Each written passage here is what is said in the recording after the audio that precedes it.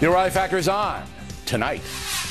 It's all going to be documented in the new hit movie, 3 Men and 50,000 Babies. Gutenberg's back, baby! But illegal immigration and the children who are suffering because of it is not a laughing matter.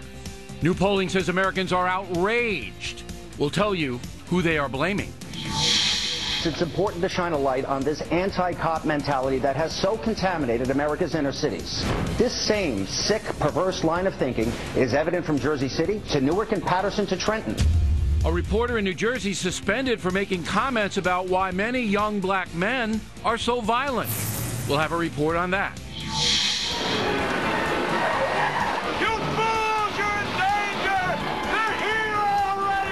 Also tonight, NASA's saying it will be able to prove we're not alone in the universe within the next 20 years. I'll tell you one thing, they ain't getting the TV. Miller has been looking into it. Trust me, I'm an expert.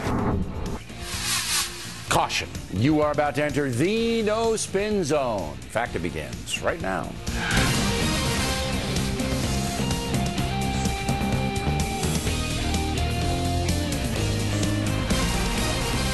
Hi, I'm Bill O'Reilly. Thanks for watching us tonight. Americans outraged over the border. That is the subject of this evening's Talking Points memo. Well, the initial data is in. Gallup took a poll of more than 1,000 adults and asked this question: what do you think is the most important problem facing the country today? 17% say immigration/illegal aliens. That's up from just 3% in January, and it leads the league. Second, dissatisfaction with government. Third, the economy. Fourth, unemployment/jobs. And fifth, health care. So right now in the USA, the porous border and foreign children suffering because of it is the most important issue the nation is facing. And on that issue, 2 other polls are out. According to Pew, just 28% of Americans approve of the way President Obama is handling the border. 56% disapprove, a double. Washington Post has it 33% approving, 58% disapproving. But Republicans in Congress get blamed as well. Only 23% say they're doing a good job solving the immigration mess. A whopping 66% say they are not. It is long past time for Washington to secure the southern border. Everybody knows that. We've been lied to for years, and both parties are responsible. But the main culprit for the latest humanitarian disaster is President Obama, and now it's up to him to fix the problem. The Drug Enforcement Administration has an intelligence arm which recently interviewed 230 illegal aliens who were detained on the border. 219 of them say the primary reason people from Central America are coming here illegally is that they believe they can stay. The myth that the far left is putting out, that countries like El Salvador, Honduras, and Guatemala are actively harming their populations, is destroyed by that survey. As we documented yesterday, the border chaos is directly affecting all parts of the USA. Some governors are now condemning the Obama administration for not informing them before they move illegal aliens into their states. That's atrocious. Even in ultra-liberal Maryland, there is dissent. I want to point out that I ask HHS, what are you going to do if these children can't find their parents? Are you going to keep them imprisoned in this compound? No answers. Over the past few weeks, Talking Points has pinpointed the problem. There's very little leadership coming out of the White House or Congress on almost every issue. Because of that, America is now drifting into a very dangerous territory. A war may break out in the Middle East at any moment. Terrorism's on the rise, and hundreds of thousands of illegal aliens continue to flood into the country without consequence. All I can do is tell you the truth and point out what should happen. I can't make the president or Congress do anything. But you guys can. Americans have got to make their disenchantment loud and clear by directly contacting senators and representatives and by voting in November. Let's throw the bums out. And that's a memo. Now for the top story tonight. Will Republicans be able to capitalize on the chaos in Washington this coming November and in the presidential campaign of 2016? With now top Republican fundraiser Karl Rove. No president in our lifetime has been able to secure the southern border. Why not? Well, it's tough. Some of them have tried. Reagan signed a bill that he thought would bring about an end to our immigration difficulties. It didn't, made them worse. Bush 43 doubled the size of the Border Patrol, tripled its budget, and ended painfully catch and release. temporarily. For example, in 2008, there were 4,000 unaccompanied minor children apprehended at the border, but there were 8,000 returned back across the border because Bush was working through the backlog of people who were already here. In FY last fiscal year, there were 20,000, nearly 21,000 unaccompanied minors caught at the border, and we returned 1,900 because we have a huge backlog that's been developing. But it is a tough and thorny problem, and it requires consistent presidential leadership aimed at taking the necessary steps. I hold every president, every one, since LBJ accountable for not securing that border. But you have to go back even further than that. John Kennedy was the person who put in place the principle in our immigration laws called family reunification. Driven by people in the Catholic Church for good reason.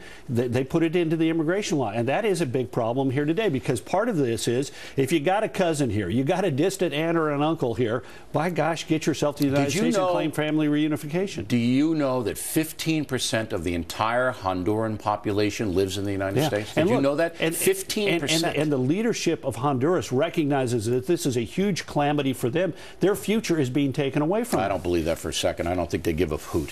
Okay, now, Krauthammer on this program said, I guess about 2 weeks ago, that if you built a border fence like they did in East Germany, all right? Did you ever see the East German fence? I've been through the East German fence. Okay, all right. I was there, and I was there for it coming down, the wall coming down in Berlin. I was actually there on the scene. Nobody could get through that fence, all right? Nobody. It was a formidable obstacle, and the Israelis have done the same thing to keep out terrorism there. So we haven't done that on the southern border. That's mistake number one. Mistake number two is, in this current flashpoint situation in the Rio Grande Valley, not far from where you live in Austin, you could put National Guard there to stop the madness, just as you stopped the madness in the Rodney King riots, in Hurricane Katrina, and all of those other things. There is a dereliction of leadership here, and I believe it's political. I believe it's political. That Obama didn't do it, Bush the elder didn't do it, Bush the younger didn't do it, Clinton didn't do it, because they don't want to tee off a voting block. Well, look, we put 6,000 National Guard on the border. You did? Now, but temporarily. Yeah, but for 2 years, temporary for 2 years. While we added in the process 6,000 additional border patrol. For every National Guard guy we put on the border, we didn't take them off until we'd replaced them with a fully trained and authorized border patrol. Okay, and it stopped it. But look, let's look at the future. Let the folks digest this.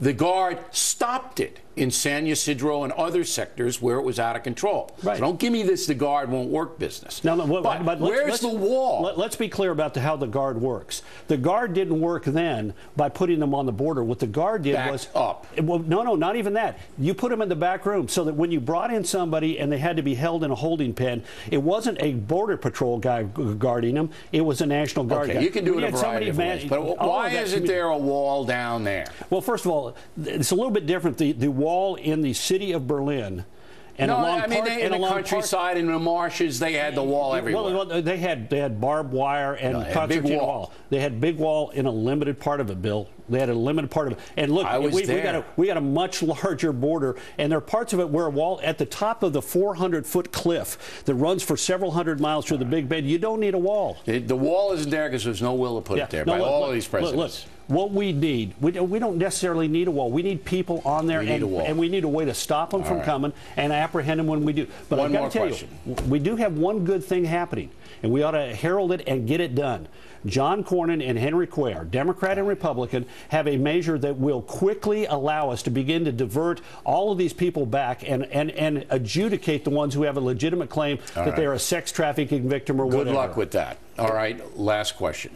Do you believe, and I only have 30 seconds, the Republicans will capitalize on this? Will this hurt the Democrats in November? The failure of the president's leadership on this is going to gravely hurt him, in part because it is bollocksed up in a bunch of other things. They're looking at the world melting down, the economy not good, and the president's leadership on the border is appalling, and I do not understand why he didn't go to the border and use the prestige of his office. And even Hispanic Americans say that. Look. Even Hispanic Americans say that. You are a wimp when it comes to border control if you go to South Texas and talk to Latinos in South Texas. It is their ranches, their farms, their communities, their hospitals, their social services that have been devastated by Karl Rove, everybody. Next on the Rundown, Ed Henry. In the middle of the White House collapse, he will be here. Later, NASA says we are not alone in the universe, and they're going to prove it. Miller has been looking into it. Upcoming.